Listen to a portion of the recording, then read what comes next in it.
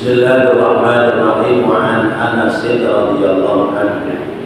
Dan hadis riwayat sampai sanad kepada Sayyidina Anas bin Malik radhiyallahu anhu, semoga Allah ridha kepadanya. Qala, dia berkata, ra'an nabiyyu, ra'a, melihat.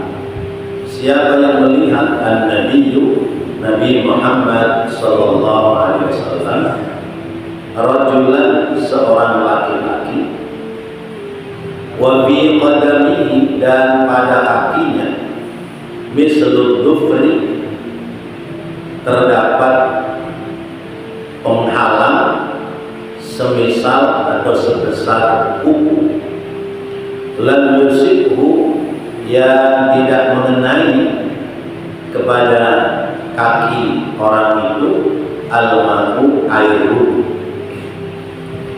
Faqala, maka Nabi bersabda, irji' fa'ahsin wudu'aka. Irji', kembalilah kamu, yakni kembali ke tempat wudu, fa'ahsin, dan baguskanlah wudu'aka, wudu. Akhrajahu Abu Dawud, mencatatkan hadis Imam Abu Dawud. Bapak dan Ibu yang dirahmati Allah, babnya masih tentang tata cara wudu yang benar. Kita berwudu mengikuti tata cara wudunya Rasulullah sallallahu alaihi wasallam. Nah, perintah wudu itu, Rasulullah berwudu, wudunya Rasulullah diajari oleh malaikat Jibril. Jadi sepulang dari Isra Mi'raj, Allah perintahkan kepada Rasulullah untuk sholat 5 waktu.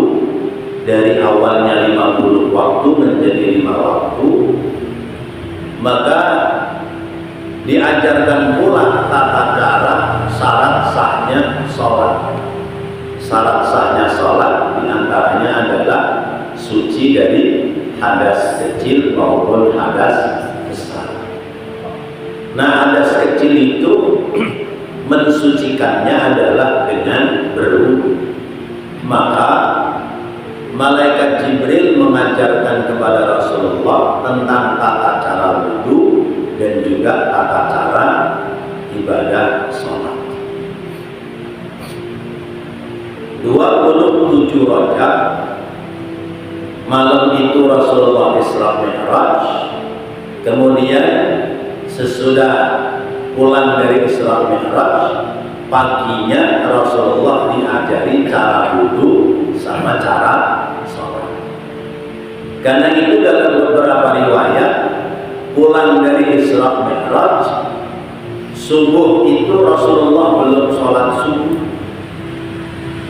sehingga memulai sholat subuh itu sesudah diajari tata cara sholat dengan wudunya, maka Rasulullah mulai sholat, yaitu sholat wudu dan seterusnya. Jadi syariat wudu berbarengan dengan syariat perintah sholat.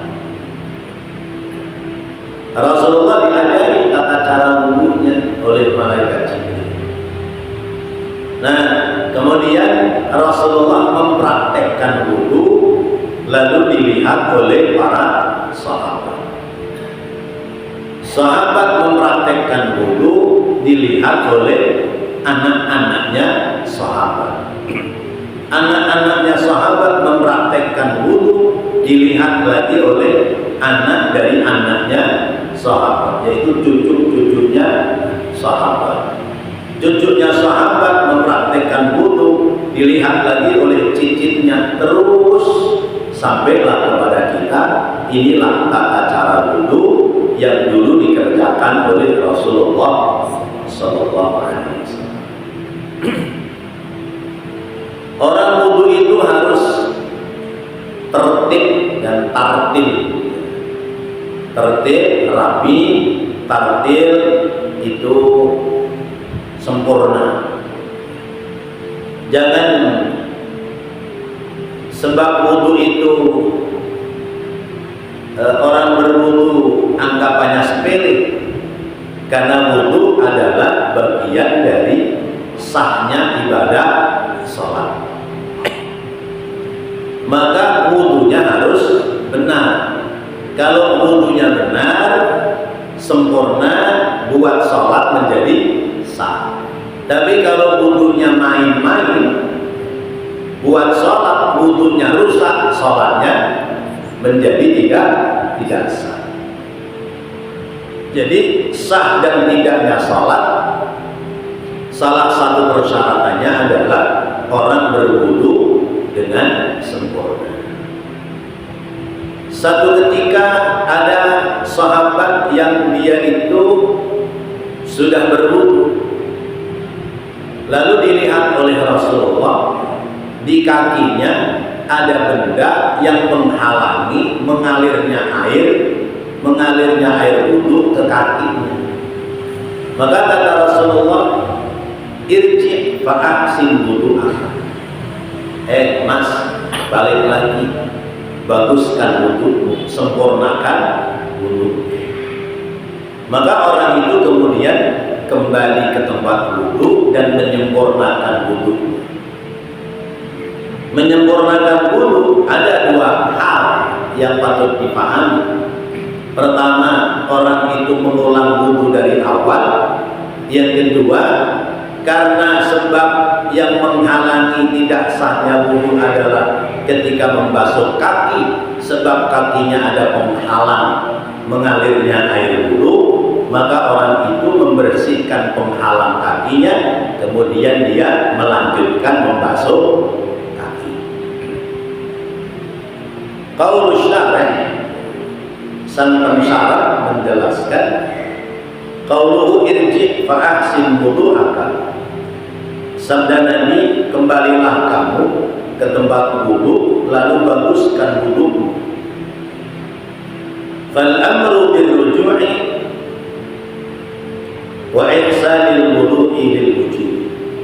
Fal amru birruju'i, maka perintah ini supaya orang itu kembali ke tempat wudu, wa ihsanul wudu'i lil wujubi, dan menyempurnakan, membaguskan wudu, yaitu menyempurnakan atas wajibnya yang dibasuh pada hal-hal yang berkenaan dengan wudu. Wastadalla bihil malikiyah, dan mengambil dalil lewat hadis ini, yaitu mazhab Imam Maliki ala wujubil muwalati, atas wajibnya berurutan atau terus menerus. Walau lam takun wajibatun lama amara nabiyyu rajulan birrujui. Seandainya itu tidak menjadi wajib, maka Nabi tidak akan memerintahkan orang itu untuk kembali berwudu. Maka makna irji fa'ahsin wudu'aka, kembalilah kamu ke tempat wudu, lalu berwudulah kembali, baguskanlah wudu'mu. Ya, mazhab Imam Maliki memahami wudu itu wajib mualah, terus menerus, berurutan dan terus menerus. Sementara orang itu sudah pindah dari tempat wudu, lalu suruh kembali ke tempat wudu, kalau sekedar membersihkan kaki yang terhalang oleh benda penghalang air wudu, berarti dia tidak mualah, tidak terus menerus.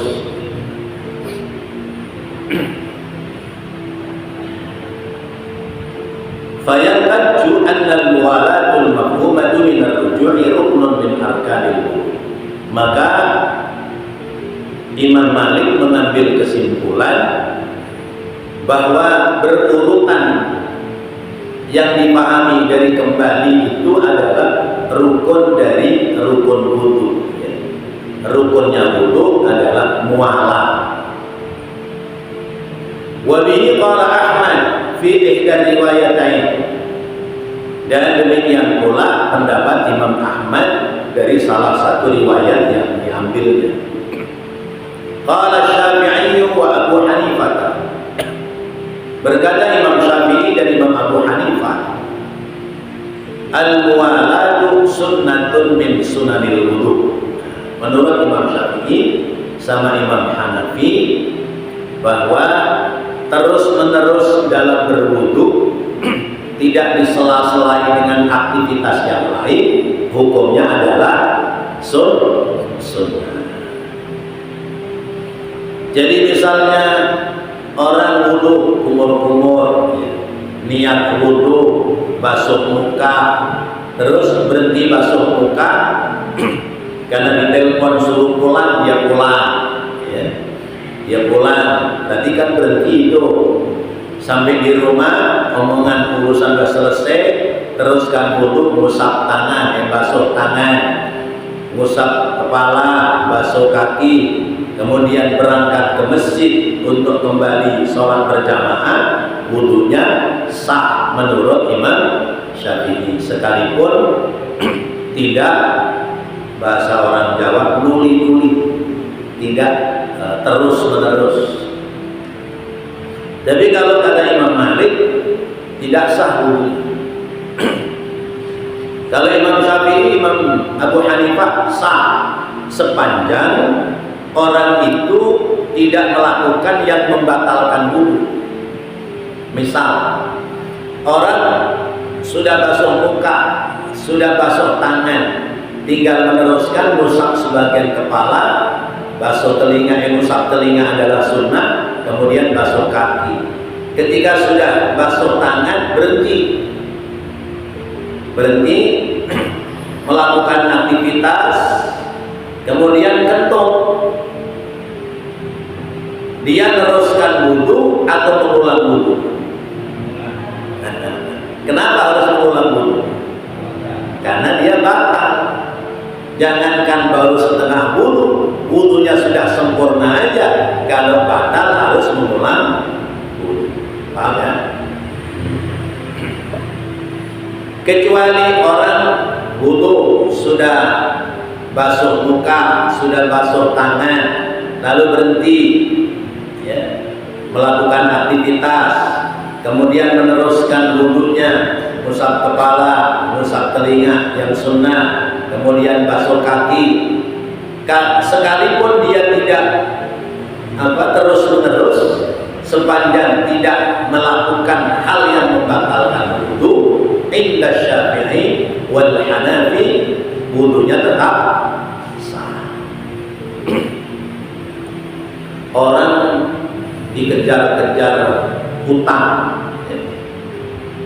orang yang kejar-kejar itu sudah bawa golok, baru kumur-kumur, baru basuh muka di Masjid Nurul Islam. Begitu dengar mana orangnya, no lagi wudu, basuh muka, udah lari kibrit, nerusin wudu di mana? Di sono musola Al Hikmah. Diuber lagi, ngibrit lagi, belum selesai. Basuh kakinya di mana? No, musola apa itu? Musola selatan. Yang dekat SD itu musola Al-Ikhlas. Wudunya sah apa enggak? Sah sepanjang dia tidak melakukan hal yang membatalkan. Nah, kalau orang punya wudu kemudian menyentuh benda najis, batal nggak wudunya? Ayo, kita wudu nih, ya, mau sholat, ya. Ada item-item di pojok, di pinggir masjid, diambil, nggak taunya tai kucing. Nah, misalnya, diambil, tai kucing, berarti menyentuh benda najis, wudunya batal nggak? Nggak batal, menyentuh benda najis tidak membatalkan wudu. Cukup dibuang itu benda najis, dia mencuci tangannya dari kena najis, lanjut tanpa harus wudu lagi. Ini kalau yang nggak tahu batal ini, dianggap batal. Jadi menurut Imam Syafi'i dan Imam Hanafi bahwa berurutan terus menerus dalam berwudu hukumnya adalah sunnah. Wala yantahidu hadzal hadis lil istidlali ala wujubil muwalati. Maka hadis ini tidak menjelaskan secara khusus sehingga menjadi dalil akan wajibnya wudu itu terus menerus. Li'anna al-amra bil ruju' lam yadullu ala amril muwalati bal yubayyina anhu ila tahsinil wudu. Karena disuruh kembalinya orang itu ke tempat wudu bukan suruh mengulang wudu, tapi disuruh membersihkan kaki yang terkena benda penghalang air wudu, lalu kemudian dia kembali membasuh kaki. Itu menurut pendapat Imam Syafi'i.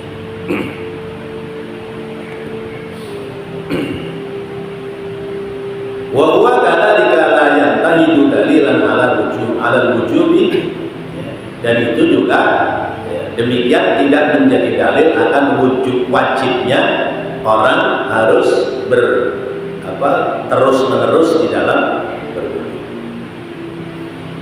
Wastadalla Syafi'i wa Abu Hanifah bima rawahu Syafi'i fil Musnad min riwayat Abdullah bin Umar radhiyallahu anhu. Menunjukkan dalil kesunahan yang disampaikan oleh Imam Syafi'i dan juga Imam Abu Hanifah adalah dalam kitab Musnad riwayat Abdullah bin Umar, sahabat Abdullah bin Umar radhiyallahu anhu, annahu qala bis-suq wa tawadda'a wa ghasala wajhahu wa yadayhi wa masaha bi ra'sihi thumma dakhala al-masjidah. Fada'a li janazatin famasaha 'ala khuffaihi thumma shalla.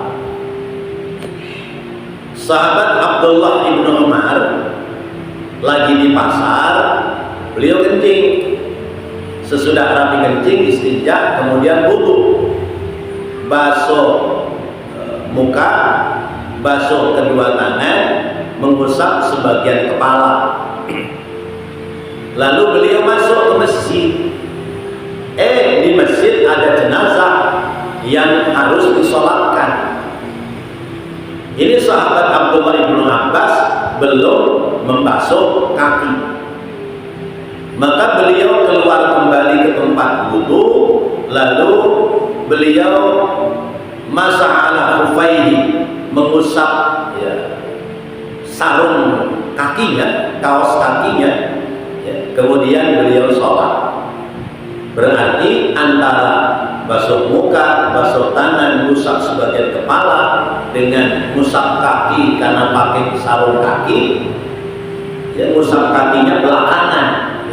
Sesudahnya beliau tahu bahwa di masjid ada orang yang mau menyolatkan jenazah. Wa hadzal hadits al-mawquf an Ibnu Umar dalilun lisyafi'i. Maka hadis ini yang sampai kepada sahabat Abdullah bin Umar menjadi dalil bagi Imam Syafi'i, wa man wafaqahu ala anna al-muwalata ghairu wajibatin. Hadis ini menjadi dalil menurut Imam Syafi'i, yaitu hadis sahabat Abdullah bin Umar dan orang-orang yang mengikutinya, bahwasanya mualat terus-menerus dalam wudu tidak dihukumkan menjadi hukum wajib. Wali'annahu law kanat wajibatun la fa'alaha Ibnu Umar.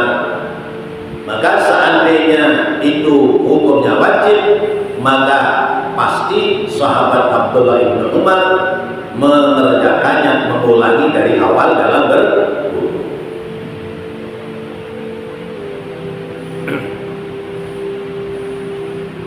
Wa huwa adri bi fi'lin nabi.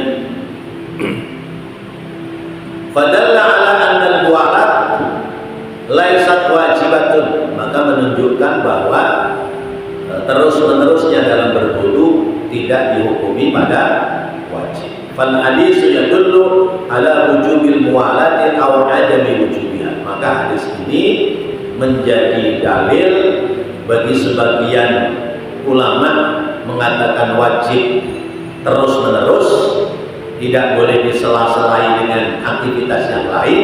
Tetapi bagi mazhab Imam Syafi'i boleh tidak terus-menerus sepanjang dia tidak batal, tidak melakukan hal yang membatalkan wudu. Sampai di sini Pak. Paham ya? Wa anhu, hadis yang ke-24. Wa anhu radhiyallahu anhu, dan hadis dari sahabat Anas bin Malik radhiyallahu anhu, qala, dia berkata, kana Rasulullah, adalah Rasulullah sallallahu alaihi wasallam yatawaddu bil muddi wa yaghtasilu bis sa'i ila khamsati amdadin, muttafaqun alaihi. Hadis riwayat Imam Bukhari dan Imam Muslim, akhir sanad kepada Sayyidina Anas bin Malik. Dia berkata, adalah Rasulullah sallallahu alaihi wasallam yatawaddu, dalam berwudu, bil muddi, dengan menggunakan air seberat 1 mud. 1 mud itu berapa liter? Nanti dijelaskan. Wa yaghtasilu, dan beliau mandi hadas besar, bis-sha'i, dengan air 1 shaw, ila khamsati amdadin, sampai hingga 5 mud. Fal muddu wal sha'u, kalimat mud dan sha' ma'rufani bil haramaini syarifaini, cukup dikenal di kedua tanah haram, yakni Mekah Madinah. Fan nabiyyu sallallahu alaihi wasallam yatawaddu bima'in qadra al-majji wa yaghtasilu bima'in qadra as-sa'i, bahwa Nabi sallallahu alaihi wasallam dalam berwudu menggunakan air kira-kira 1 mud, dan mandi hadas besar menggunakan air kira-kira 1 shaw. 1 shaw sama dengan 4 mud. 1 shaw itu kurang lebih 3 liter.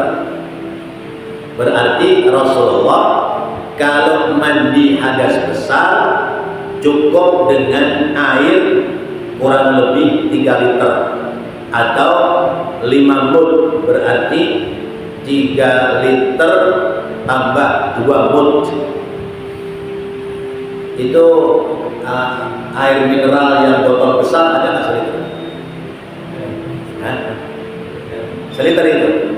Nah, Nabi dalam mandi hadas besar berarti air yang digunakan buat mandi itu kira-kira 3 botol.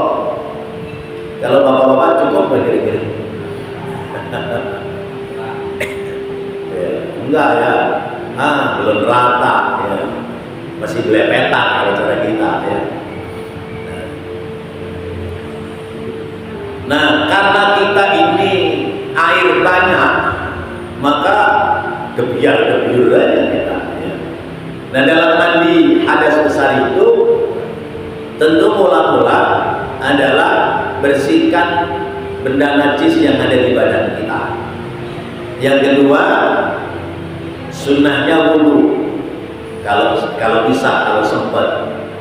Kenapa sunnah wudu? Wudu untuk mandi hadas besar itu artinya mengadaptasikan badan kita dari ruangan yang panas masuk ke ruangan yang adem karena air, supaya badan ini beradaptasi dengan cuaca di dalam kamar mandi. Maka disunatkan wudu dulu. Seperti bapak misalnya mandi air panas di Guci atau di mana? Yang di Jawa Barat tuh, Ciater misalnya. Nah itu kan kalau tiba-tiba nyemplung kan panas, ya. Pasti harus adaptasi dulu. Mula-mula cemplungin kaki dulu, terus airnya dikupiak-kupiak dulu.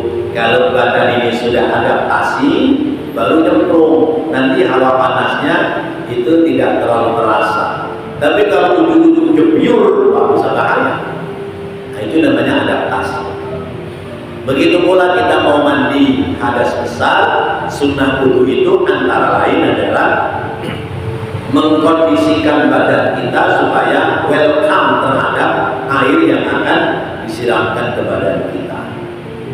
Ada orang yang kadang-kadang meninggal di kamar mandi, itu boleh jadi kondisi badan yang sedang panas, volume darah lagi tinggi, dia masuk langsung nyiram air, akhirnya stroke jantungan gitu ya. Nah, itu dia jatuh itu bukan sebab jatuh, tapi jatuhnya sebab kehilangan kestabilan badan. Bisa jadi karena jantungnya, denyutnya tidak normal, atau bisa jadi darah tinggi kemudian dia jatuh. Biasanya seperti itu. Maka orang mau mandi hadas besar, sunnahnya wudu. Kemudian siramkan air sebadan, ratakan dulu air sebadan. Kalau yakin sudah rata dengan niat yang pertama, nawaitul ghusla al hadasil akbar, maka kemudian baru digosok dengan sabun. Rapi digosok sabun, dibilas dengan air yang bersih. Tapi kalau niat mandi pertama siram air, belum diratakan air sekujur badan sudah digosok pakai sabun ya, sementara air kalau tercampur benda suci yang lain bisa menjadi air yang mustahmal. Maka kalau seperti itu keadaannya, niatkan pada saat sesudah bilasin air sabun. Siram air, gosok sabun, bilas. Sesudah dibilas, baru niat nawaitul ghusla raf'al hadasil akbari, ratakan air sebadan sambil menghilangkan sisa-sisa dari air sabun. Begitu caranya. Nah, kalau kita menggunakan air seperti Rasulullah, ya rada repot buat kita. Karena kita sudah terbiasa menggunakan air dengan volume yang banyak. Nabi dalam berwudu itu menggunakan air 1 mud, sementara 4 mud 1 liter berarti 1 mud 4 mud 3 liter berarti dalam 1 mud kurang dari 1 liter.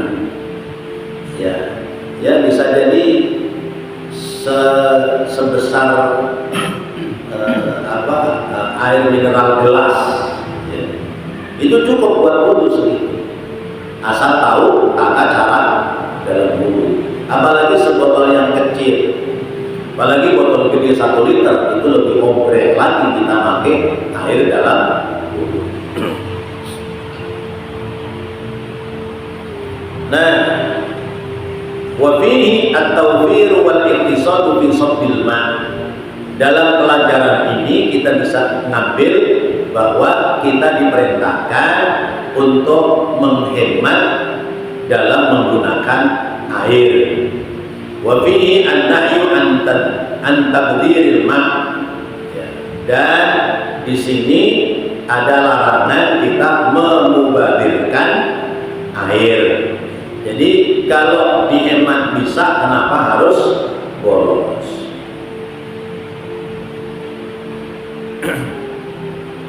Waqad haqqaqa Syekhuna Muhammad Amin Al-Qutbi, dan telah mentahqiq guru kita Imam Muhammad Amin Al-Qutbi, wa qala ayyuhat talabatu unduru ila wudu'i Rasulillah sallallahu. Beliau berkata, para santri, lihat itu bagaimana wudunya Rasulullah. Wa ghusluhu fa innama yadullani 'alal barakati fi dzalika. Karena sesungguhnya yang dikerjakan oleh Rasulullah itu memberikan menunjukkan atas keberkahan pada pekerjaannya. Fa inna nabiyya sallallahu alaihi wasallam aktsara sya'ran bi ra'sihi. Sementara rambutnya Nabi lebih tebal dari rambut kita. Fa antum law tasaltum ma yakfikum bima kafan nabiyyu sallallahu alaihi wasallam. Maka kalian kalau mandi atau wudu, maka kalian harus cukupkan air sebagaimana Nabi dalam mencukupkan air untuk wudu maupun hadas. Bahada innama yadullu ala adabil barakah. Maka orang yang isra, orang yang takbir itu menunjukkan akan hilang keberkahannya. Bahadal hadis yadullu ala anna al-iqtisad fi sabbil ma' sunnatun wa anna at-tabdhira manhiyun anhu fi jami' wujuhi. Hadis ini menunjukkan atas bahwa menuangkan air untuk wudu ataupun mandi, hemat menuangkan air itu hukumnya adalah sunnah, dan takdir memubadirkan air ya, itu adalah larangan. Nah, kita kalau wudu buka keran itu dihemat sehemat mungkin. Jangan mentang-mentang keran masjid buka kerannya sampai pol, ngocornya banyak, yang terpakai buat wudu itu tidak ada seperempatnya, selebihnya terbuang. Maka mulai sekarang kita coba hemat air dalam wudu, buka kerannya tidak harus ngocor besar. Wa an Umar radhiyallahu anhu qala, ini yang terakhir tentang bab wudu. Hadis dari sahabat Umar radhiyallahu anhu qala, dia berkata, qala Rasulullah sallallahu alaihi wasallam, telah bersabda Rasulullah sallallahu alaihi wasallam, ma minkum min ahadin yatawaddau, tiadalah di antara kalian, salah satu di antara kalian yang berwudu, wa yusbihul wudu'a, kemudian menyempurnakan wudunya, summa yaqulu, kemudian sesudah wudu kamu mengucapkan kalimat asyhadu an la ilaha illallah wahdahu la syarikalah wa asyhadu anna Muhammadan abduhu wa rasuluh, illa futihat lahu abwabul jannati samaniyati yadkhulu min ayyiha sya'a. Tiadalah salah seorang dari kamu berwudu, kemudian menyempurnakan wudunya, lalu selesai wudu kamu mengucapkan kalimat asyhadu an la ilaha illallah wahdahu la syarikalah wa asyhadu anna Muhammadan abduhu wa rasuluh. Doa sesudah wudu. Tidak diucapkan kalimat itu kecuali futihat lahu abwabul jannati samaniyah, dibukakan untuk orang yang mengucapkan 8 pintu surga, yadkhulu min ayyiha sya'a, dia boleh masuk dari pintu mana saja yang dia mau. Ya, jangan main-main sama doa wudu ya.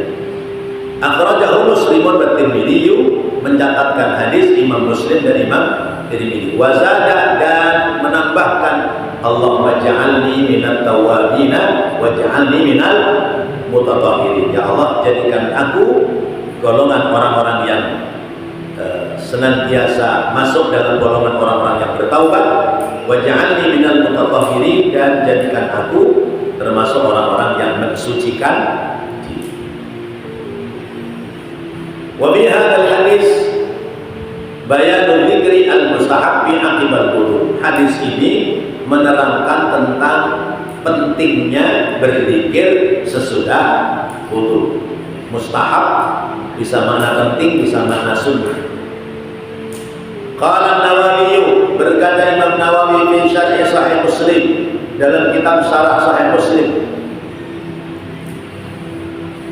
amma ahkamul hadis fihi annahu yustahabbu lil mutawaddi, bahwasanya hukum hadis ini di dalamnya mengandung kesunahan bagi orang yang berwudu, ayyakula aqiba wudu'ihi, agar mengucapkan orang itu sesudah wudunya asyhadu an la ilaha illallah wahdahu la syarikalah wa asyhadu anna Muhammadan abduhu wa rasuluh. Wa hadza muttafaqun alaih. Wa yanbaghi, dan hendaknya ayyudhamma, agar menambahkan ilaihi, padanya, pada kalimat itu, ma Tirmidzi, apa yang datang riwayat dari Imam Tirmidzi muttasilan yang menyambung bihadzal hadis, Allahumma ja'alni minat tawwabina wa ja'alni minal mutatahhirin. Wa yustahabbu an yudhamma ilaihi, dan disunnatkan untuk menyambungkan kembali dari doa ini ma rawahu Nasa'i, apa yang diriwayatkan oleh Imam Nasa'i fi kitabih, dalam kitabnya Amalul Yaum wal Laila, amal-amal hari siang dan malam, marfu'an, yang marfu'. Apa tambahannya? Subhanakallahumma wa bihamdika asyhadu an la ilaha illa anta wahdaka la syarika laka astaghfiruka wa atubu ilaik. Itu doa sesudah wudu. Biasanya gimana? Asyhadu an la ilaha illallah wahdahu la syarika lah wa asyhadu anna Muhammadan abduhu wa rasuluh. Allahumma ja'alni minat tawwabina wa ja'alni minal mutatahhirin wa ja'alni min ibadikas sholihin. Ada tambahannya, subhanakallahumma wa bihamdika asyhadu an la ilaha illa anta wahdaka la syarika laka astaghfiruka wa atubu ilaik.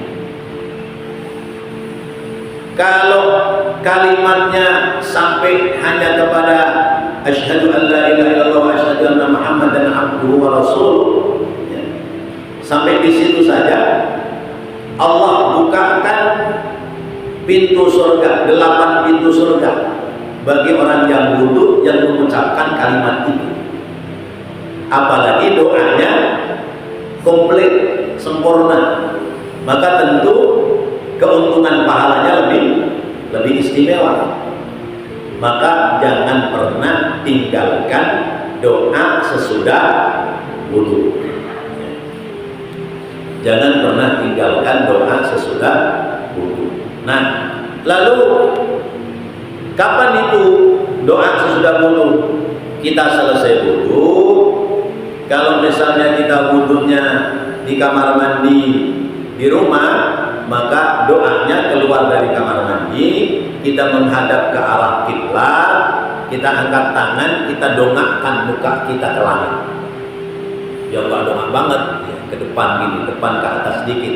Asyhadu an la ilaha illallah wahdahu la syarikalah wa asyhadu anna Muhammadan abduhu wa rasuluh. Allahumma ja'alni minat tawwabina wa ja'alni minal mutatahhirin wa ja'alni min ibadikas sholihin. Subhanakallahumma wa bihamdika asyhadu an la ilaha illa anta wahdaka la syarika laka wa astaghfiruka wa atubu ilaik. Selesai. Di kitab Irsyadul Ibad yang kita sudah bahas sudah cukup lama tentang kesempurnaan wudu, sesudah selesai doa sesudah wudu, kita dianjurkan membaca surat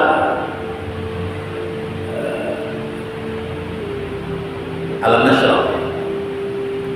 Kita dianjurkan sunnah membaca surat